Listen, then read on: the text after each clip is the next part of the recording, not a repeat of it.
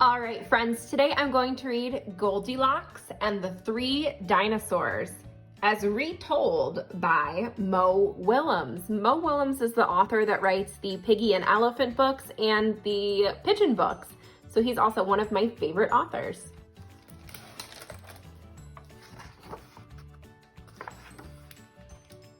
Once upon a time, there were three dinosaurs: Papa Dinosaur, Mama Dinosaur, and some other dinosaur who happened to be visiting from Norway.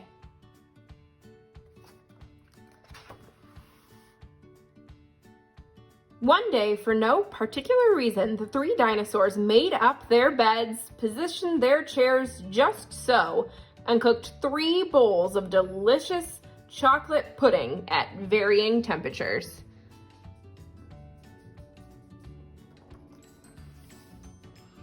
"Oh boy," said Papa Dinosaur in his loud, booming voice. "It is finally time to leave and go to the, someplace else."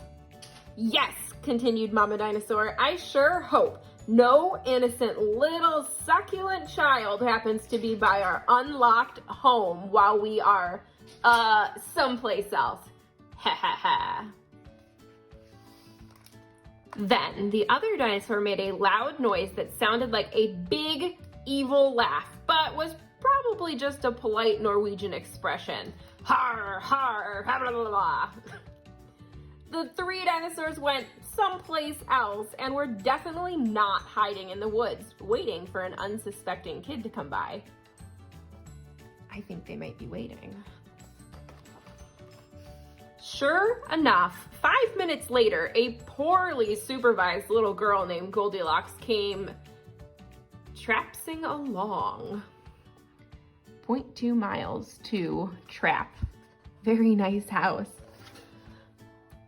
Just then, the forest boomed with what could have been a dinosaur yelling, "Gotcha!" But I'm pretty sure it was just the wind. The loud noise was immediately followed by another loud noise that sounded kind of like, "Be patient, Papa Dinosaur, the trap is not yet sprung." But that could have been a rock falling, or a squirrel. Getting closer. Either way, Goldilocks was not the type of little girl who listened to anyone or anything. For example, Goldilocks never listened to warnings or the dangers of barging into strange, enormous houses. So as soon as Goldilocks came across a strange, enormous house, she barged right in. "Welcome." Teehee, should you ever go into a stranger's house? Of course no, that's very dangerous. Inside, Goldilocks immediately smelled the 3 bowls of delicious chocolate pudding. Said Goldilocks, "that chocolate pudding smells delicious. If only I could get all the way up on top of that counter." Then Goldilocks noticed a very tall ladder that just happened to be there and certainly wasn't left on purpose. Goldilocks climbed up the ladder and found herself face to face with 3 gigantic bowls of chocolate pudding. The first bowl of chocolate pudding was too hot, but Goldilocks ate it anyways because, hey, it's chocolate pudding, right? The second bowl of chocolate pudding was too cold, but who cares about temperature when you've got a big bowl of chocolate pudding? Not her. The third bowl of chocolate pudding was just right, but Goldilocks was on such a roll by now she hardly noticed. That is a lot of chocolate pudding. Soon, Goldilocks was stuffed like one of those delicious chocolate-filled little girl bonbons, which, by the way, are totally not the favorite things in the whole world for hungry dinosaurs. Tired and groggy, Goldilocks noticed 3 chairs in the living room. So she climbed down the ladder and walked out of the kitchen. The first chair was too tall. The second chair was too tall. But the third chair was too tall. Goldilocks wasn't going to climb that high just to sit in some chair, so she hiked over to the bedroom. When she got there, Goldilocks noticed that the beds were also gigantically big. "What is going on around here?" groaned the exhausted girl. "The bears that live here must be nuts." It's not a bear's house. Who's living in this house? Dinosaurs. Just then, the room filled with a loud booming noise that was either a passing truck or a dinosaur gloating. "A few more minutes and she'll be asleep.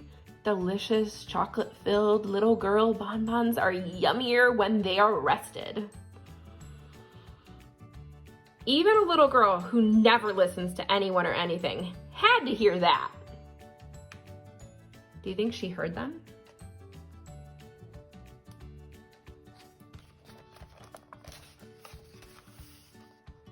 Goldilocks took a minute to stop and think, which was longer than she was used to stopping and thinking.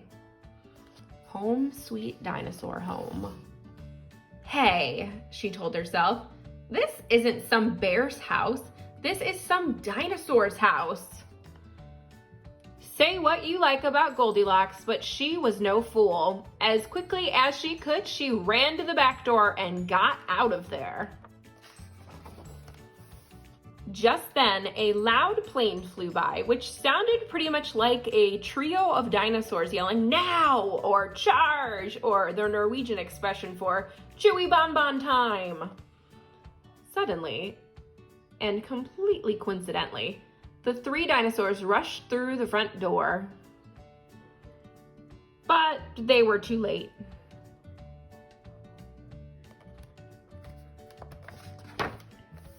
Goldilocks was gone, and all that was left in the house were three disappointed dinosaurs.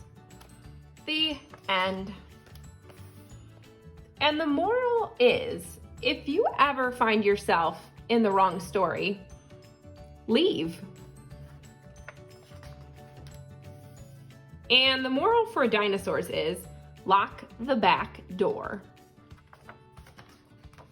The end.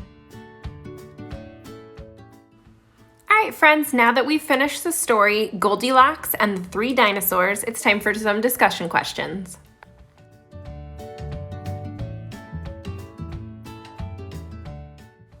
Have you heard the story Goldilocks and the Three Bears? How is this story different? Why do you think this story had dinosaurs?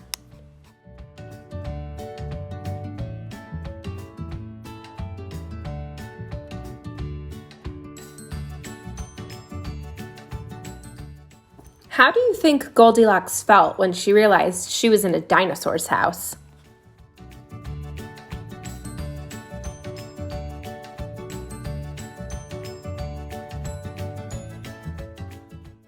Which version of the story of Goldilocks do you like better?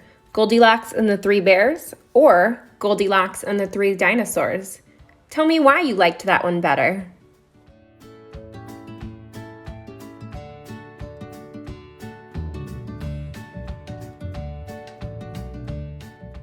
Thank you guys for listening to another Story Read Aloud with Miss J. In the description, I'm going to attach a link so you can listen to the original story of Goldilocks and the Three Bears. Subscribe to my channel for more read-alouds and activities. Bye, guys!